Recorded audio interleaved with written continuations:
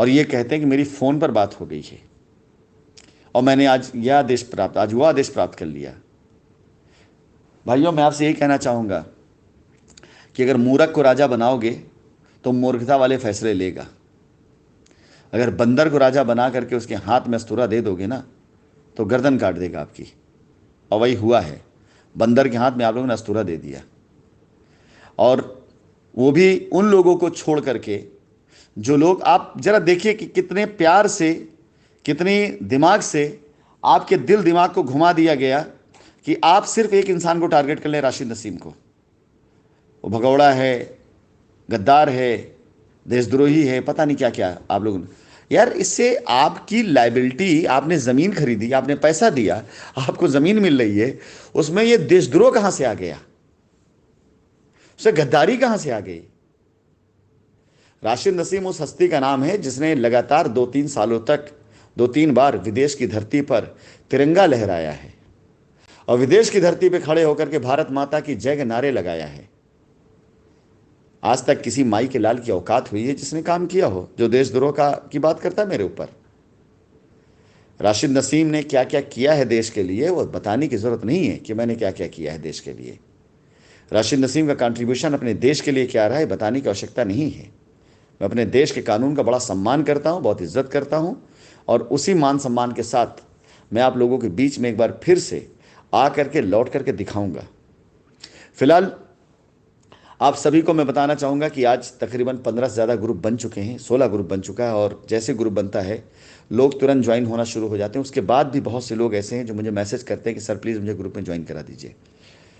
मैं ये कहना चाहूँगा कि आप लोग ज़्यादा से ज़्यादा कस्टमर्स को, ज़्यादा से ग्राहक को ऐसी ग्रुप पे जोड़ने की कोशिश करिए जहाँ पर जिन लोगों तक इन्फॉर्मेशन पहुँचे। बहुत जल्दी कंपनी अपना टेलीग्राम ग्रुप बनाने जा रही है और टेलीग्राम ग्रुप के साथ साथ कंपनी अपना सोशल मीडिया पेज बनाने जा रही है जहाँ पर कंपनी इन्फॉर्मेशन डालेगी और आप लोग वहाँ देख सकते हैं। मैं आप सभी लोगों के बीच में व्हाट्सएप ग्रुप इसलिए बना रहा हूँ क्योंकि कभी मौका लगा किसी ग्रुप के ऊपर, और जहाँ पर जब काम शुरू होगा तो मैं आप लोगों को पावर भी दूंगा कि अपने राय, अपने विचार यहाँ दे सकें आप। फिलहाल ये वक्त है एकत्रित होने का, इकट्ठा होने का। आप बुरी ताकतों के साथ बुराई के लिए इकट्ठा हुए थे, आपका पैसा बर्बाद हुआ, समय बर्बाद हुआ। ट्रेन पकड़ पकड़ कर बेचारे कई फौज के लोग थे जो आते थे, लखनऊ के अंदर प्रदर्शन होगा, धरना होगा, चंदा दिया लोगों ने कि 1-1 हज़ार रुपये का, कम से कम 50,000 60,000 इकट्ठा कर लिया गया। उसके बाद 5,000 10,000 की चाय पिला के भेज दिए गए लोगों को, जाइए साहब, 2,000 की कुर्सी, 2,000 का नमकीन और चाय, और 1,000 रुपये में बाकी सब कुछ। 5,000 के अंदर काम खत्म, 50,000 जेब के अंदर। ऐसा किया गया।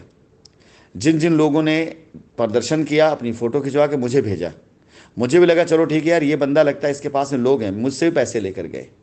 10,000 20,000 की, ज़्यादा नहीं, 1,00,000 2,00,000 की मदद नहीं की। और एक बंदा तो ऐसा था जिसको मैंने काम पे लगाया, कानपुर साइड पे खड़ा हुआ, 1,60,000 रुपये कस्टमर का मार लिया उसने।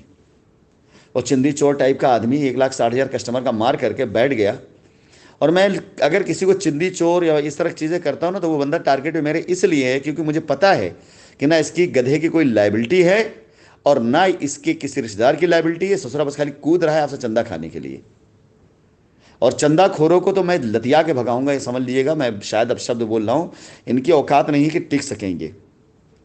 फिलहाल शाइन परिवार के लोग, मैं आप लोगों से ये कहना चाहूँगा कि आपके साथ जो भी हुआ, जैसा भी किया गया, और जिन लोगों ने किया, अब जो हो चुका है उसको वापस नहीं लाया जा सकता। लेकिन ऐसे लोग चक्कर में मत पड़िए जो आपके करियर और आपके पैसे से खेल जाएं और आपके पैसे से चाय, समोसा, शराब, इस तरह की चीज़ें करें। आपका पैसा मेहनत का है। कोई सरकारी एम्प्लॉई है, कोई फ़ौज में है, कोई बिजनेसमैन है, कोई हाउसवाइफ है, कोई स्टूडेंट है, मतलब हर तरह के लोग हैं। और आप लोग इस तरह के लोगों के चक्कर में पड़ेंगे तो यकीन जानिए ये लोगों को इस बात की कतई लाज नहीं, इनका कुछ नहीं है। उठा के देख लीजिए, 1,00,000 2,00,000 रुपए की लाइबिलिटी, इस ज़्यादा इनकी लाइबिलिटी नहीं होगी। इनकी 50 लाख की लाइबिलिटी नहीं है। अगर कुछ ऊंचा नीचा हुआ तो इनका कुछ नहीं जाएगा, आप ही का जाएगा। फिलहाल ये ग्रुप एक बार फिर से आप लोगों के लिए 16वां ग्रुप तैयार किया गया है और मैं चाहूँगा कि एक बार आप लोग जब फिर से जमा हो जाएं, इकट्ठा हो जाएं, और कल छोड़ परसों, यानी अगली मीटिंग आप लोगों की 24 तारीख को, 24 मई को एक मीटिंग फिर आप लोग की जाएगी जिसमें फिर से 500 लोगों कैपेसिटी होगी, और उस दिन फिर मैं अपने ग्राहकों से मिलूंगा। और अभी जैसा कि आदेश आ भी चुका है कि न्यायालय फिलहाल, हाईकोर्ट बंद है समर वेकेशन की वजह से। हाईकोर्ट खुलते ही भगवान ने चाहा, ऊपर वाले का करम हुआ, हम लोगों के फेवर में जो जजमेंट आना है वो हम लेकर के आएंगे भी, क्योंकि हम खुद कोर्ट के सामने इस बात को एक्सेप्ट कर रहे हैं कि हमारे सर पर लाइबिलिटी है और हमें पैसा चुकाना है। विवाद तब होता है जब हम डिनाई करें, जब हम कहें नहीं साहब ये गलत है, हमें हमारे साथ नाइंसाफ़ी हो रही है। हम खुद कह रहे हैं कि हाँ साहब लाइबिलिटी है, हमारे कस्टमर परेशान हैं, हमारा बैंक अकाउंट सीज है, हमारे ऑफिस खुल नहीं रहे हैं। हमको मौका दिया जाए कि हम अपने ऑफिस में अपने स्टाफ को बैठाकर डिटेल निकाल सकें, किस कस्टमर का कितना पैसा बकाया है उसको मैच कर सकें, और इसके साथ ही साथ हमारे बैंक अकाउंट ओपन किया जाए ताकि हम लोगों को पैसा दे सकें, और ज़मीनों में जो हम काम करें उन ज़मीनों को पैसा वहाँ पर आ सके। जो अब तक रजिस्ट्रियाँ हो गई उन पूरी रजिस्ट्रियों को सत्यापित किया जा सके, उनमें से जो रजिस्ट्री जायज़ है, जेन्युइन है, उन रजिस्ट्रियों को मैं ओके करके उनका म्यूटेशन करवाऊँ, उनका कब्जा करवाऊँ और उनको पोजीशन लेटर दूँ। और जो रजिस्ट्रियाँ गलत तरीके से हुई हैं, गलत से करा दी गई, उनके बारे में आपत्ति डालकर उन रजिस्ट्रियों को निरस्त कराऊँ। हाँ, एक बात और मैं कहना चाहूँगा, अगर आप में से किसी ने भी गलत रजिस्ट्री कराई है, किसी को मिला के रजिस्ट्री कराई है, कंपनी के संज्ञान रजिस्ट्री ने ऐसी रजिस्ट्री कराई है, निवेदन करूंगा कि उसे सरेंडर कर दीजिएगा, उसके खिलाफ कोई भी ऐसी चीज़ नहीं की जाएगी, आपकी लाइबिलिटी दूर की जाएगी।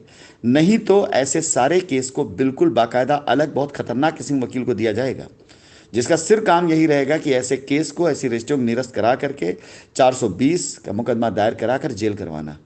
जो लोग इसमें इन्वॉल्व होंगे, यकीन जानो उनको जेल से नीचे कोई वो नहीं, क्योंकि ये सिर्फ नॉर्मल